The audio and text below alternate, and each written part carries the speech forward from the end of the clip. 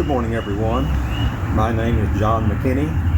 I attend First Christian Church on Main Street at Lancaster Avenue. Our story this morning is McElligot's Pool by Dr. Seuss.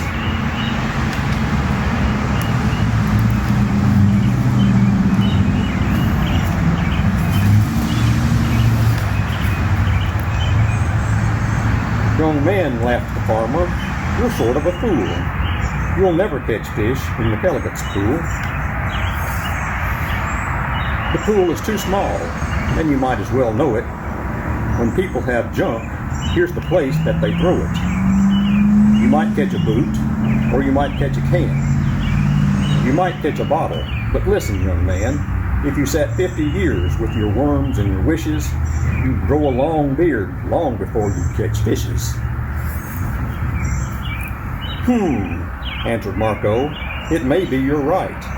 I've been here 3 hours without one single bite. There might be no fish, but again, well, there might.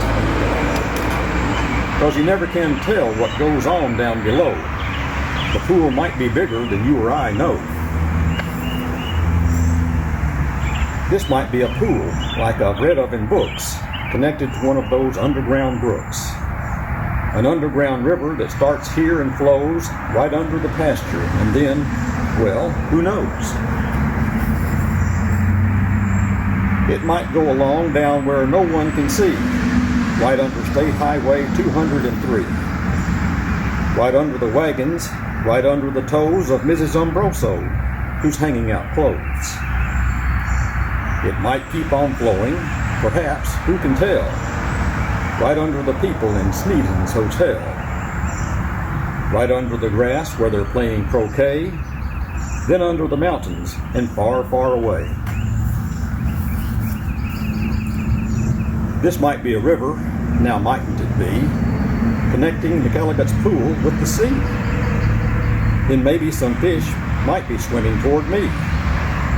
If such a thing could be, they certainly would be.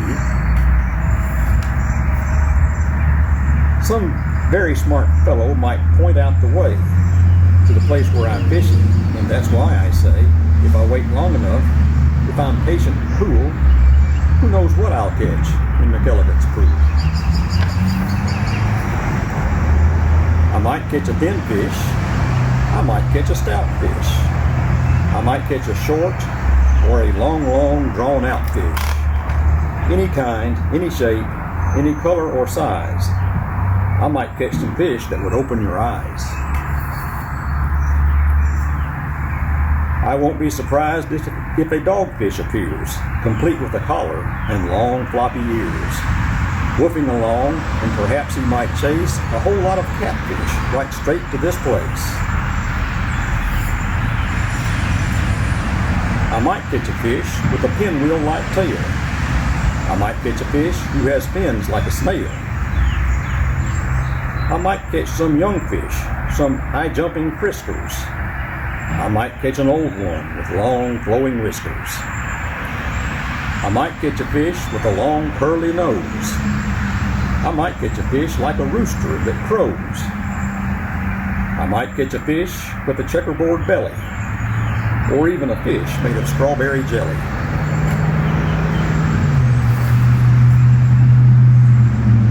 I might catch a seahorse, now mightn't I now? I might catch a fish who is partly a cow. Some fish from the tropics, all sunburned and hot, might decide to swim up. Well, they might they not? Racing up north for a chance to get cool. Full steam ahead for McElligot's pool. Some Eskimo fish from beyond Hudson Bay might decide to swim down, might be headed this way. It's a pretty long trip, but they might, and they may. I might catch an eel. Well, I might, it depends. A long twisting eel with a lot of strange bends, and oddly enough with a head on both ends. One doesn't catch this kind of a fish as a rule, but the chances are fine in McElligot's pool. I I might catch a fish with a terrible grouch, or an Australian fish with a kangaroo's pouch. Who wants to catch small ones like mackerel or trout? Say, I'll catch a sawfish with such a long snout that he needs an assistant to help him about. If I wait long enough, and if I'm patient and cool, who knows what I'll catch in McElligot's pool. Some roughneck old lobster, all gristle and muscle, might grab at my bait. Then would I have a tussle. To land one so tough might take 2 or 3 hours, but the next might be easy. The kind that likes flowers.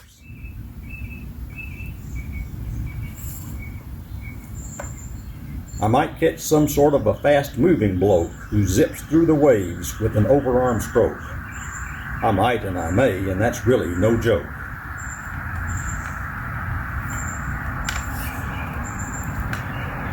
A fish even faster, a fish, if you please, who slides down the sides of strange islands on skis. He might ski on over and pay me a visit. That's not impossible, really. Now, is it?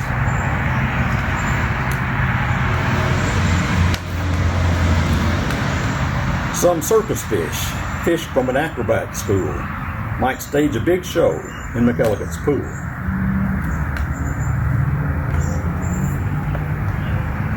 Or I might catch a fish from a stranger place yet, from the world's highest river in far-off Tibet, where the falls are so steep that it's dangerous to ride them, so the fish put up chutes and they float down beside them.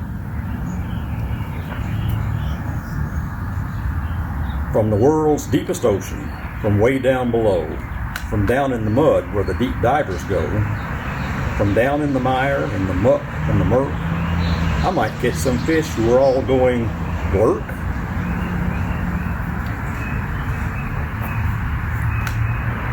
Whales, I'll catch whales. Yes, a whole herd of whales, all spouting their spouts, all thrashing their tails. I'll catch 50 whales, then I'll stop for the day, 'cause there's nothing that's bigger than whales, so they say. Still, of course, it might be that there is something bigger, some sort of a kind of a thingamajigger. A fish that's so big, if you know what I mean, that he makes a whale look like a tiny sardine.